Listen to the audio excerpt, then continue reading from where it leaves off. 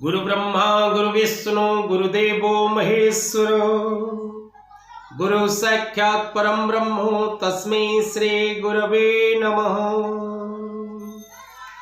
जय जगन्नाथ दर्शक बंधु, जय गुरुदेव। जगतरनाथ जगन्नाथ समस्त को खुशी रखंतु, आनंद रखंतु, समस्त जीवन रे हस खुशी कर दिंतु। दर्शक बंधु, धर्मज्ञान टीवी यूट्यूब चैनल परिवार को आपण मान को स्वागत। जो मित्र माने हमारे चैनल को लाइक शेयर और सब्सक्राइब करि नांती से माने लाइक शेयर और सब्सक्राइब करबा को कदापि भूलंतु नहीं। दर्शक बंधु, जदि आपण निज जन्म कुंडली विचार करबा पई चाहुचंती कि निज पिलार नुआ जातक प्रस्तुत करबा पई चाहुचंती कि कुंडली मैचिंग करबा पई चाहुचंती, घरर वास्तु विषय जानिबा पई चाहुचंती, नुआ वास्तु पई कोनोसी भाग पत्र चाहुचंती बा आर्किटेक्चर प्लान चाहुचंती बा आपनकर निजर वास्तु विजिट करबा पई चाहुचंती, तेबे तळे दे जेतिबा नंबर रे जोगाजोग करंतु। तेबे दर्शक बंधु, आसंतु आज এই कार्यक्रम माध्यम रे आमे आलोचना करिबा जे जन्म कुंडली रे एक जोग प्रस्तुत हुए जार नाम होउची लक्ष्मी जोग। नारु आपण निश्चित भाव रे जानि सारिबेनी दर्शक बंधु, लक्ष्मी जोग रो अर्थ निश्चित भाव रे धनवान जोगटी। हां दर्शक बंधु, आपण ठीक चिंता करिसंती जे लक्ष्मी जोग रो अर्थ ही होउची जे ए जोगटी गोटिए धनवान जोग।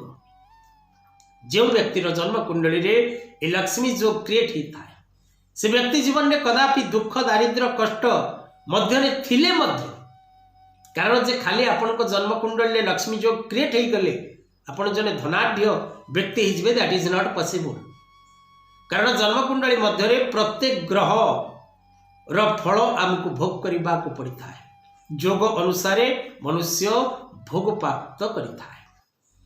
तेणु ए लक्ष्मी जोगटी जदि शुभ स्थान में अनुष्ठित होता है बा आपन जातक रे क्रिएट होता है, ताले निश्चित भाव रे आपण जने धनवान व्यक्ति हेबे, यह निसंदेह। तेणु एही जोग जन्म जातक रे थिले व्यक्ति को कौन मिले, एही जोग जन्म जातक रे किपरि प्रस्तुत हुए, केउ ग्रह संयोग एही जोग निर्माण में सहाय्य करे, आसंतु ए सब विषय रे आज ये कार्यक्रम रे आमे आलोचना करबा। दर्शक बंधु, जन्म जातक रो एही लक्ष्मी जोग अत्यंत शुभ फलदायी। लक्ष्मी जोग जदि कोनोसी जन्म कुंडली रे रही थाए, से व्यक्ति सदा सर्वदा धन प्राप्ति करिवार क्षमता रखी थाए। जेकोसी स्थान रो धन उपार्जन करिवार शक्ति से व्यक्ति निकट निश्चित भाव रे रही थाए। लक्ष्मी जोग एक प्रबल धन खिचिबा आकर्षण करिवार जोग। तेणु ए जोग रे जन्मित व्यक्ति जदि कुंडली रे अन्य कोनोसी ग्रह जनित समस्या न थाए, तेबे ए व्यक्ति निश्चित भाव रे जणे धनवान व्यक्ति हवा एवं मान सम्मान लाभ करने सह एपरी अर्थ ये व्यक्ति निज जीवन दशा मध्य कमाए, जहाँकि तार किछि पीढ़ी से धन को भोग करता। तेणु दर्शक बंधु, जो जन्म कुंडली रे एही लक्ष्मी जोग क्रिएट होता है बा निर्माण होता है, से व्यक्ति ऊपर जगत जननी माँ महालक्ष्मी अन्नपूर्णांकर शुभ दृष्टि रही था एवं से व्यक्ति प्रत्येक कार्य रे पूर्ण सफलता लाभ करने सहित जड़े धनवान व्यक्ति हवा सह सदा सर्वदा धन मान सम्मान सुख समृद्धि शांति आनंद सौभाग्य लाभ करता है।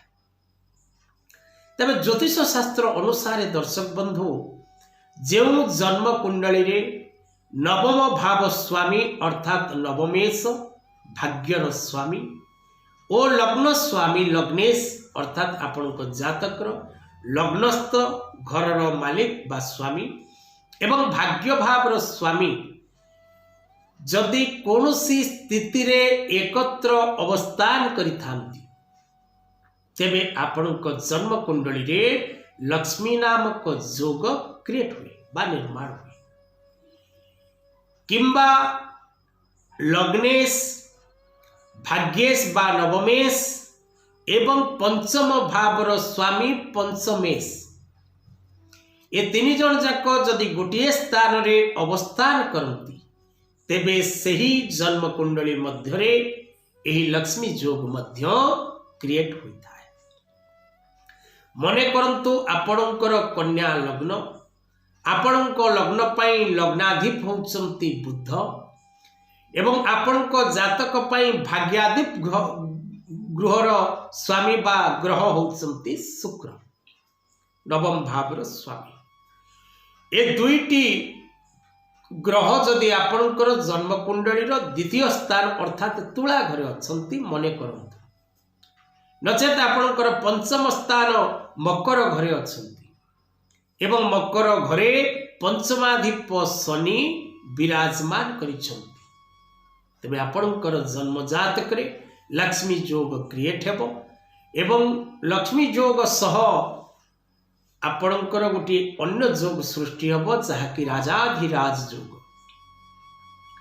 आपण जीवन रे प्रत्येक क्षेत्र में शुभ फल लाभ करेंगे। आज कथावस्तु को ये रखा। जय जगन्नाथ।